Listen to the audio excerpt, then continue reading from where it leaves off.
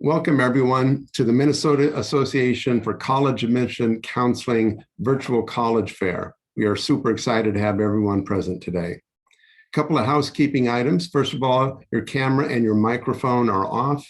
The panelists cannot see or hear you.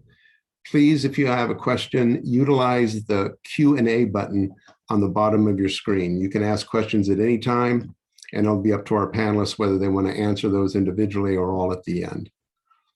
Remember that this is one of several sessions today. Please take a look at the schedule, sign up for additional sessions, and a recording of this will be available afterwards at strivescan.com/Minnesota, and I'll drop that address in the chat for you to take a look at there. Without further ado, we're going to turn it over to our first presenter, Devin from Kansas State University. Take it away, Devin. Awesome. Thank you so much. So I'm going to go ahead and share my screen. Welcome everyone to this panelist presentation on considering out-of-state colleges and how to build your college list. We're so excited to have you all join us, and hopefully this will help you as you're starting to narrow down your college search. So first things first, we just wanted to introduce ourselves a little bit, provide our contact information all in one place for you all. So if you wanted to take a quick picture of the screen, I'll pause here for just a second, but this is everyone that you'll be hearing from today. Like Greg said, my name is Devin, and I'm an admissions representative from Kansas State University, and I will be talking a little bit later in the presentation, but I will go ahead and pass it over to Amy. We have a little bit of an outline for what we'll be talking about today. Excellent. Thank you so much, Devin. And again, welcome students and families. We are thrilled to have you here with us this evening. As Devin mentioned, my name is Amy Harker. I am a regional admissions counselor for Iowa State University, and I'm actually based here in the Minneapolis-St. Paul area. So again, welcome. We're thrilled to have you here. So to kick things off, we're going to talk a lot about, like I said, considering colleges out of state this evening. And we really thought there was kind of 6 key areas for all of you to consider when you are starting your college search. We understand some of you are probably sophomores, juniors, and seniors here. So we're going to talk a little bit about that process for each of you. Again, with these 6 different key pieces that we think are important for you to consider, it may be helpful if you want to take out a piece of paper, jot down some of these questions or topics that we are going to discuss, and we certainly encourage each of you to really start thinking about them for yourself. So the first one is we're going to talk about the financial aid fit and how much is it going to cost me. The second one is academic programs, and not just the academic programs, but really the academic environment of each of our institutions. We're going to talk about the size of campus, and not only by population, but the opportunities for involvement, support, and accessibility services on campuses across the country. We're going to talk about the city and the community that you live in. Certainly, if you're considering colleges across the country and out of state, that community which the college lands in is certainly important as well.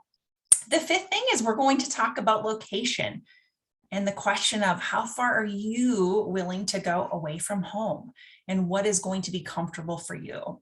And last but not least, we're going to talk about campus visits, and again, visiting campuses to make sure that you find your fit.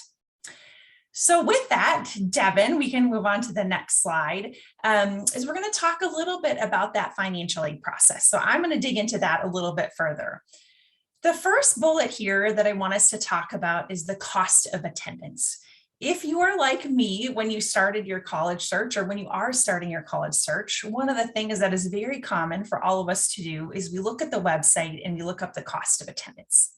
So my first tip for you when considering your financial aid fit is to not judge a book by its cover.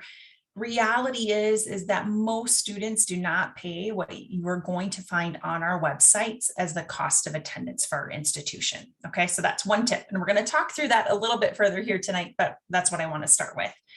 The second one there is private versus public. This notion, I think oftentimes that maybe public institutions are cheaper, or that in-state institutions are cheaper than private or going out of state.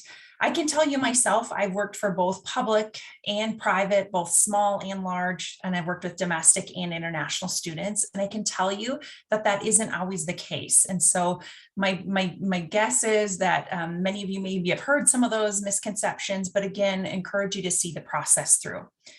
Another thing I do want to mention with that, and you may not be aware of this, but for most private schools, the cost is the same whether you're an in-state student or an out-state student. So I do want to make sure and point that out as well.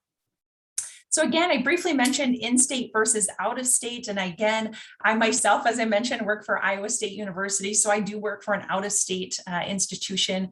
A common question that I get is, do you have reciprocity? So for those of you that aren't familiar with reciprocity, it's basically an agreement or a partnership that typically two states have that indicates that you can pay very, very close to what in-state students pay for tuition costs, okay? So for example, we have a University of Wisconsin system school represented on our call here this evening, and the state of Wisconsin and Minnesota do have reciprocity. Unfortunately, the state of Iowa and Minnesota do not have reciprocity, okay? There's also something called the Midwest Student Exchange, which partnerships again with many institutions or with many states, across the Midwest. So that is something that I would encourage you to consider and look into for institutions you're looking at as well. The next thing is academic merit-based awards. So this is an opportunity that many students will be considered for based on your application to that institution, based on your academics in high school that you have. But many times, oftentimes, academic merit awards can be higher award amounts than they are for in-state students. So again, something else to consider and keep in mind when you are looking at out-of-state institutions. There's also institutional scholarships. So for example, again, at Iowa State University, we certainly offer academic merit-based awards, but we also offer institutional scholarships. Those academic merit-based awards come from our admissions office versus our institutional scholarships. And I will note this is a separate application, but this is an application that would allow you to be considered for scholarships directly from various colleges and some of our departments on campus. Okay, so that's again something else to consider. And then the FAFSA, which is the free application of federal student aid. Again, this is an application through the federal government that's going to determine your eligibility to receive any grants or loans through the federal government. Based on this information, it may also make you eligible to receive additional funding from the institution itself as well. For our seniors that are on the call this evening, I will just point out that did just open on October 1st. So again, for seniors that are in the room, October 1st is when that opened, and you now have the ability to go in and complete your FAFSA. The great thing about completing your FAFSA is that you can send it to multiple institutions. So it's not like you need to complete that multiple times for the various institutions you're applying to. Okay. And then last but not least, I do want to touch on the cost of attendance versus your financial aid offer letter. I briefly mentioned at the beginning of our session tonight that you will see cost of attendance information on all of our websites. But then come spring, so typically it's usually in January, February, March, again for our seniors, is when you will receive a financial aid offer letter from institutions that you've been offered admission to that's going to really itemize and break down those costs for you. It's going to list out your cost of attendance, but then it's also going to list any scholarships, any grants, any loans, et cetera, that you are eligible for, and then any potential out-of-pocket expenses that you may have. This is a great opportunity to do more of what I would consider an apples to apples comparisons for institutions A, B, C, for example, that you're considering. So with that, I'm going to turn it over to my colleague Quinn that's going to talk a little bit more about academics. Thank you, Amy. My name is Quinn Moorer, and I am a regional recruiter for the University of Arizona, and I cover Minnesota and Texas. I'm excited to chat with you about how academics can help you build your out-of-state list. So academic fit refers to what the admitted student profile looks like, what majors are offered, how the professors teach, and what the academic priorities of the institution are. So the first step of using academic criteria to build your out-of-state list is to explore schools that fit your academic profile. In other words, add schools to your list that you are most likely to be admitted to. Most offices of admission are going to have readily available data about the average GPA or the average ACT score of students who were admitted in previous years. Additionally, some admission offices will also report the average number of rigorous classes that admitted students have taken during high school. Some of these items will be more or less important depending on the school itself, but in general, it's important for you to know if you fit the academic profile of a student who has typically been offered admission previously. I also want to mention that if you have earned college credit through your high school, if you've taken college classes through your high school, the ability to transfer that college credit to an out-of-state school can also help you build your list. You don't want that time and energy you've put into earning that college credit to go to waste. Some schools have databases of the college class credit that they accept from any other institution, including Minnesota universities and colleges that typically are going to be offering those courses for you in your high schools. So you can search through those transfer credit guides to see if the credit you've earned in high school will be accepted by your out-of-state school. Now we'll move on to talking about undergraduate majors and degrees. So if you have identified a specific major or an area of interest, or maybe multiple areas of interest, this can help you build your out-of-state list by narrowing down the schools that have what you're looking for. Some schools have the list of their majors available online. I know at the University of Arizona, our degree search tool lets you filter through our 300 majors. You can filter by subject area. You can search by keyword. You can even filter by how much math is required for different majors. And you can see kind of a snapshot of what your life would be like in each of those different programs. Now, if I wanted to mention that some majors might have higher admission thresholds or additional application requirements. Higher admission threshold means that admission is more competitive for students who apply to certain majors. I see this in engineering and business sometimes. So additionally, programs that are more performance-based, creative, might require additional application materials, like an architecture program that asks for a portfolio, or a dance or musical theater program that requires an audition. So keep an eye out for those things. And if you don't know what you want to study, that is all right too, and that can still help you narrow down your list. Knowing if a school allows you to apply as an undecided or undeclared major, or even asking admission folks like those of us presenting tonight about how common it is for students to change their major.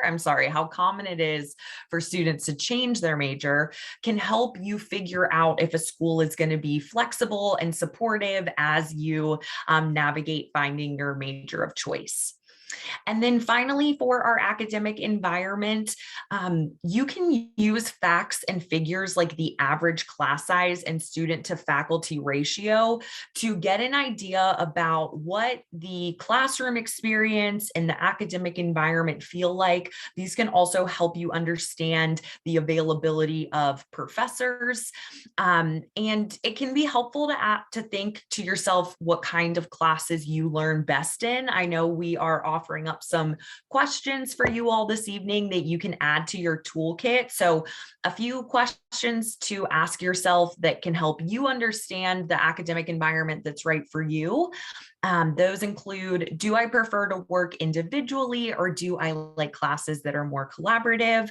How do I handle competitive classes? And do I learn best when information is presented to me by an instructor, or do I prefer more hands-on learning? So with that, we are going to continue the conversation with Abigail talking us through campus size and support services. Thank you so much, Quinn. Hi, everybody. I'm Abigail, an admissions counselor at Northland College in Ashland, Wisconsin. And I'm also a graduate of Northland. And I did go to school 1,800 miles away from my home in Arizona to Wisconsin. So I'm super excited to talk with you all who want to go out of state. So other things to consider when building a college list are things like size of the school, support, and involvement. So different size schools definitely have their benefits and drawbacks, so it's really worth exploring for sure. So we have some small schools are generally less than 5,000 students, so that would be like Northland. We have about 600 students. Medium schools, 5,000 to 15,000 students, and Kansas State is kind of around that medium school.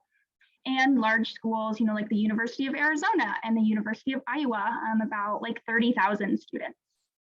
So sizes of the school also kind of ties into what Quinn was talking about with things like academic environment. How do you work best? If you like small class sizes and hands-on learning, you might do better in medium and small schools. Or if you're looking for more variety and having kind of more options for majors and having kind of a really specific emphasis, you might be better at a larger school since they can kind of offer a lot of different majors and areas of studies that a small school might not have. And then support is also really important to consider. So that would be things like academic support, making sure you have access to tutors, professors outside of classes, academic advisors, and also academic success coordinators can be really helpful. And then also mental health support is really important, especially we kind of seen the past few years, a lot of students have been struggling. And so making sure to ask about things like, are there counseling options? Do you have one counselor? Do you have 10 counselors to choose from if you need some kind of variety of different people to talk to? Support groups can be really great, and often these resources are free on campus, but definitely just asking, if you need something like that, making sure the school you're looking at has something available. Accommodations and accessibility, you definitely want to make sure a school can provide any learning accommodations that you might need. So that might be things like accessible seating, somebody to take notes for you, or permission to record your lectures. With accessibility, certain students will want to make sure campus is maybe physically accessible, by having access to all of the buildings and getting around campus easily. Transportation or different housing options than a normal student. And some schools are kind of more well-equipped than others to provide certain accommodations. So talk to the counselor at that school and see if you could also reach out to an accommodations coordinator. They can usually provide a lot of insight into whether a school can adequately support your specific needs in that way. And then with culture and community, of course, all of us are going to college and want to feel accepted and feel welcomed on campus and find people with similar values and interests. So, at large schools, that could mean having, 8 different student resource centers on campus, like the University of Arizona does. And some of those centers are focused around things like disability, LGBTQ+ students, Native American students, African American students, and some different other centers. So if you really want to have that strong support network of students that identify same or similarly that you do, it could be great to talk to current students who are involved with things like that to feel, how they feel about the culture and the community on a campus, and whether that's what you're looking for and can be kind of safe and comfortable in that environment as well. And then finally, involvement. So, how involved do you want to be on campus? Can you see yourself joining a few clubs or being a leader of a club, or maybe working for student government? Do you want a job on campus? Maybe you want 2 jobs. Maybe you want a job in an internship. What kind of, events are you getting involved in on campus? Are you going to live music? Are you going to lectures outside of classes? Maybe movie nights, potlucks, parties, So all schools, have lots of ways to get involved on campus, but it does look different from each school. So, for some students, if they have specific clubs in mind, if they want to join ski club or want to be in band or choir, or they want a school where they can do like bowling as a sport. So if there's something specific in a college, make sure to ask. But you could even be the person to bring a new club to the school. It's okay that like not every school has exactly, every single club that you're looking for. It can be a really great leadership opportunity to bring your own interests to a school as well. In small schools like Northland, we have about 20 clubs, but larger schools, like Iowa State has 900 plus clubs and organizations to get involved with of kind of any interest under the sun. So you definitely have options. And then last, with research and internships and jobs, again, pretty much all schools have options. So if you're open to trying anything, that can be nice. Just to ask each school, what they have going on and keep it in the back of your mind. But if like you're really looking for something very specific, for example, if you want to study marine biology, all of the cool, marine biology internships and research positions, those are probably going to be at schools that are right on the coast near the ocean. So kind of keep your interests and how you want to get involved in mind, and that might change some of the schools that you have on your list. So you know yourself best, and thinking about size, support, and involvement opportunities can definitely get you one step closer to kind of finding the school that's the good fit for you. Awesome, thanks so much. I'm passing it over to the next slide.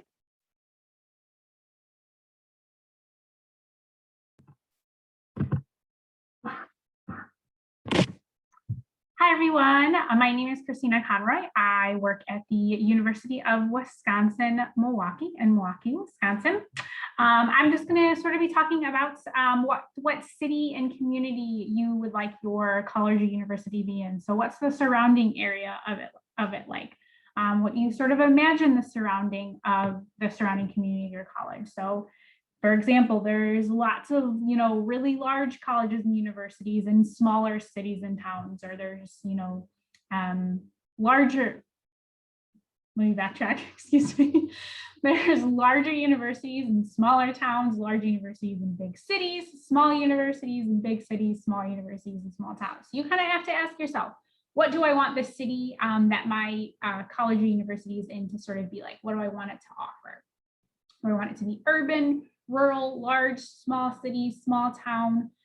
Do I want the campus to be very much a part of the city, or a city to be very much a part of the town? And that's confusing. And what do I mean by that? Essentially, there are some schools that are very, very integrated and very much a part of the city or town that they're in. And then there's others where, the school is in that city, but it's not the sort of identifying factor and things like that of the city. Both of them offer really, really great opportunities. You kind of just have to ask yourself what you prefer and what you want in that surrounding community. Not only that, but also transportation. What sort of transportation is offered to get around not only campus, but also the surrounding community in the city? So is there public transportation that comes right to your campus and takes you throughout the rest of the city? Maybe you want to explore that city, eat out, go out to eat one day, or sightsee, things like that. Is it easy for you to get there? Is it quick for you to get there? Are things, spread out more? Or are they a little bit more compact, closer together, and sort of more in an urban area? Are there options to explore the surrounding community? So lots of different things to do within the community. So whether it be dining, so lots and lots of different restaurants, lots of different neighborhoods, lots of different shopping, museums, entertainment, things like that. In terms of those sort of extracurriculars, how much are you looking to get off campus and explore the surrounding area? Also, kind of taking into consideration and thinking about the safety of the campus and the surrounding community. So again, obviously with a larger city, a lot more going on. So what are the safety measures that your campus has in place to sort of keep you safe? Make sure, you can kind of get on and off campus and feel confident in doing that. So for example, UW-Milwaukee, We have buses, so we have Milwaukee County buses that come right to campus, and students can ride those for free throughout the county of Milwaukee. They just have to show their UWM student ID, so you can get around pretty easily and quickly.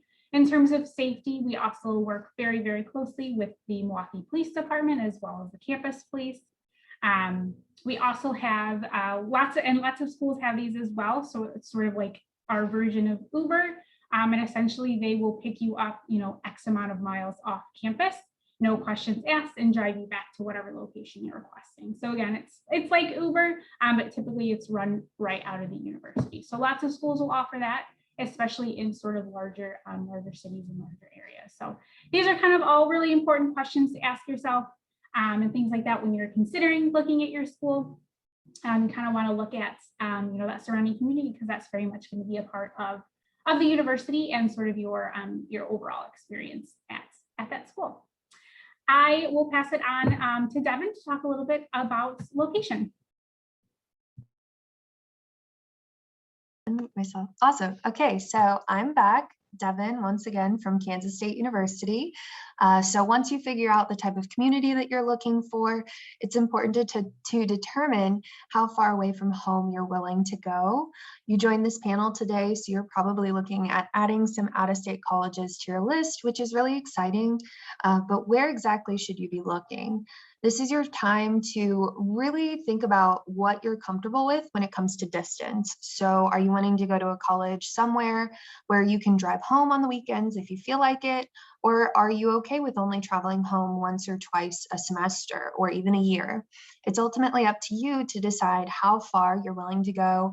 And once you make that decision, it'll really help narrow down that college search and college list even further. You can also think about the resources that are available to you to be able to travel back and forth from your university to your hometown. Are you going to bring a car to campus? Would you potentially have to catch a ride with somebody? Is there potentially a shuttle that your university provides to get from maybe your campus to a major city? Would you have to figure out flights home, and how are you going to go about financing that? There's a lot of questions that you have to think about when you're looking at exactly how far you want to look to go for college. Some universities, like I said, do offer shuttle programs, which helps with some of that, but really it's important to ask those questions when you go for maybe a campus visit. See how far away campuses are from major airports if you are going far from home, and those sorts of things as well. If by chance you aren't able to go home over break, another important question to ask is if your university that you're looking at will offer break housing. So like at K-State, we do have our students live in the residence halls, and over like Thanksgiving or winter break, if a student needs to stay on campus for any reason, they can do that. So it's important to double check with your university if that is something that's available before you make that big decision on if you're going to move really far from home, looking out of state for college.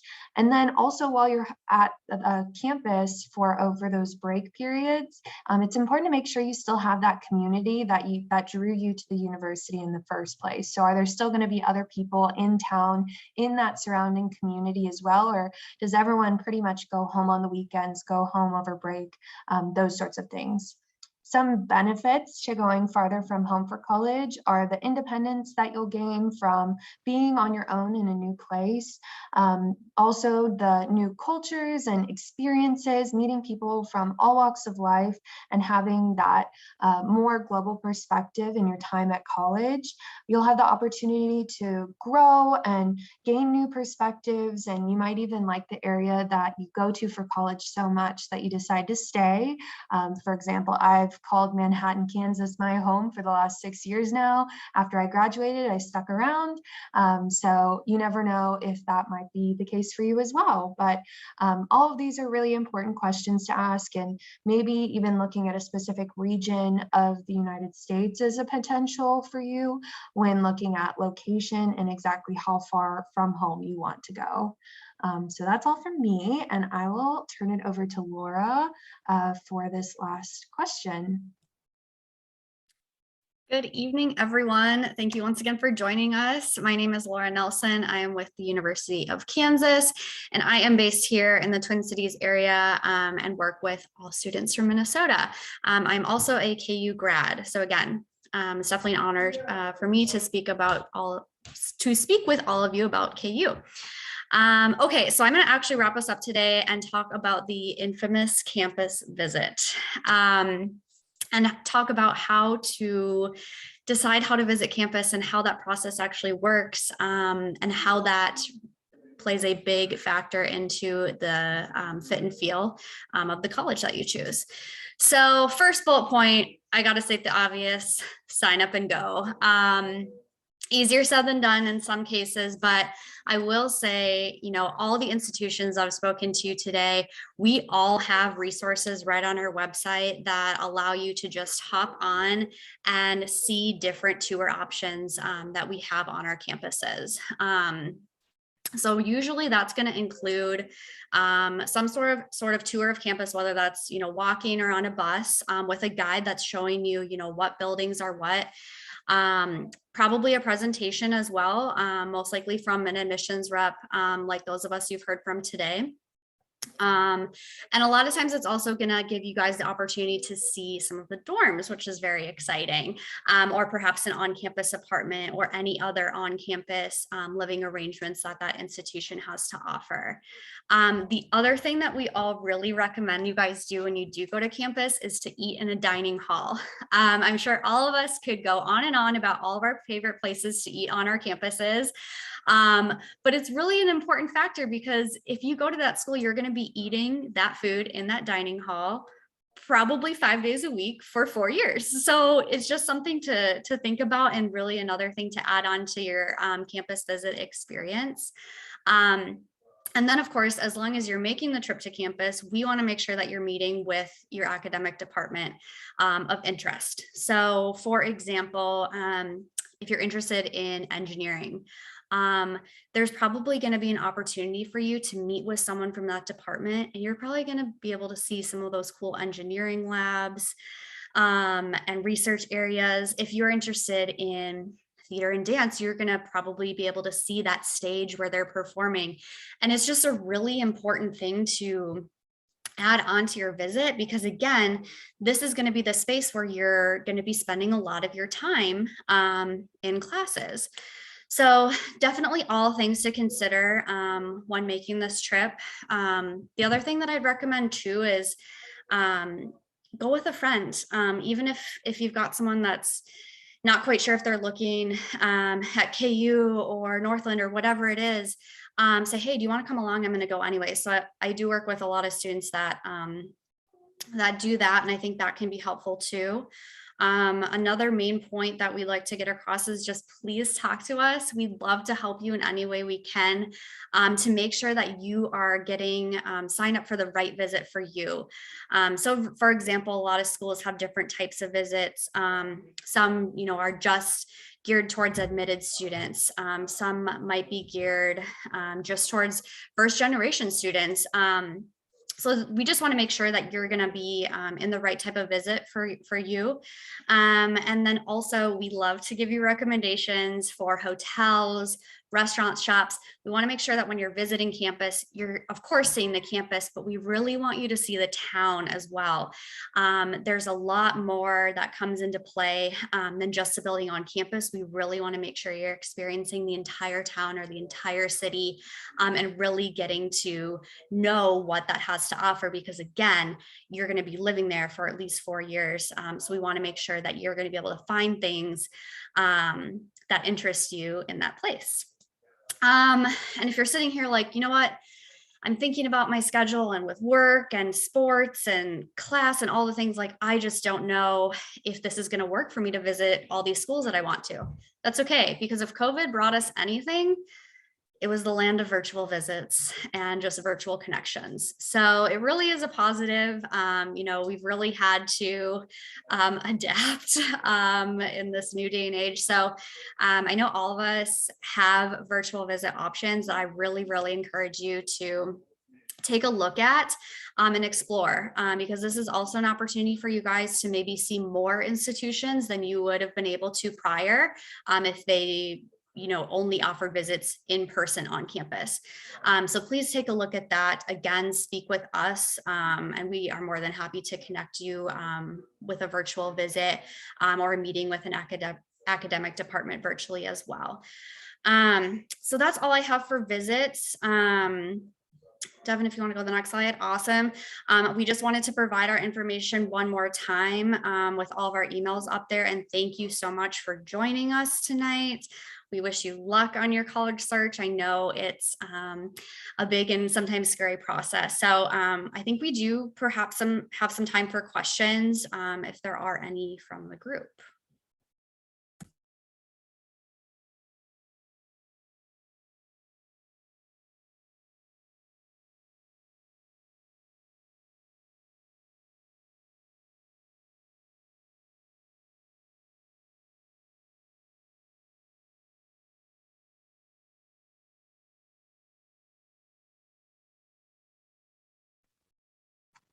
I think we answered most of the questions that were put into the Q&A tab, but if you have any additional questions, please send them now.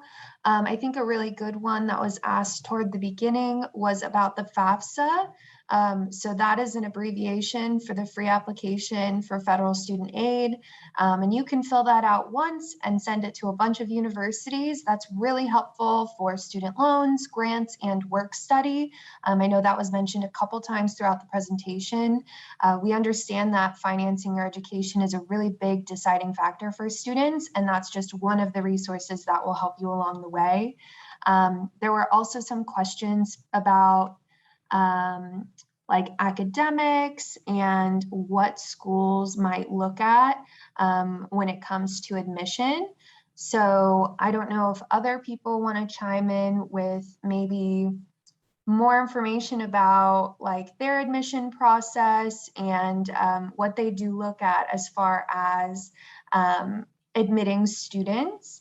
I know for K-State, we do have a reconsideration process as well. So even if students don't quite meet our admission requirements, we still encourage them to apply because we want to provide access to higher education to as many students as we can, and we want to work with you to make sure you find success in your time at college. But what does that look like at other universities as well? Thanks, Devin. I'm happy to jump in. So at Iowa State University, from an application and admissibility standpoint, first of all, we are test optional for for fall of 2022. We don't know yet for beyond that. So I apologize again for my sophomores and juniors that are joining this evening. But we certainly look at your GPA.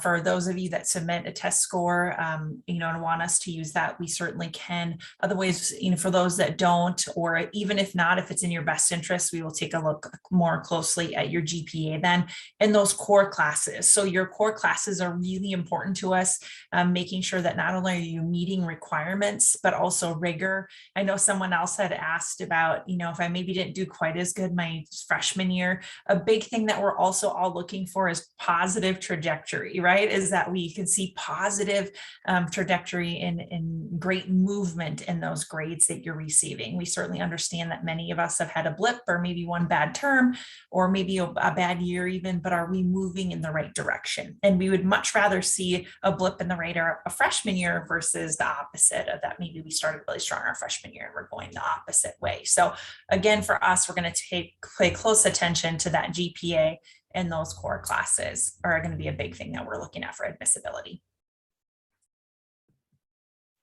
I can talk a little bit about UW-Monty. Pretty similar to what you just heard is sort of our review process. One thing I always tell students a lot, though, if they do have grades that they're maybe worried about, maybe you're not so great in math, right? So your math grades haven't been so hot. We read through every single essay, like from start to finish. A lot of times, if you tell us in that essay, maybe what it is you struggled with, maybe your sophomore year wasn't great because, something really big happened in your life and school just kind of, went on the back burner. So we don't know those things. We can see it on your transcript. We see those trends in your grades, things like that. Maybe if you started off strong and sort of tapered off, or maybe you didn't start off so great, but you've really improved, or maybe there's one specific class you've just always struggled in that subject. Addressing that on your essay is a really good idea as well, because we read through those and we've taken that into consideration as well. Because again, like I said, we see your transcript, we see your grades, but we don't necessarily see the why behind those trends. So just being transparent and sort of letting us know those sort of things can be helpful as well. Yes, and I'm sure everyone has felt the effects of COVID-19 as well. So we are very understanding. You'll find that across all of the universities that you're looking at, you will have many resources to help you on your way to college, us just being one of them.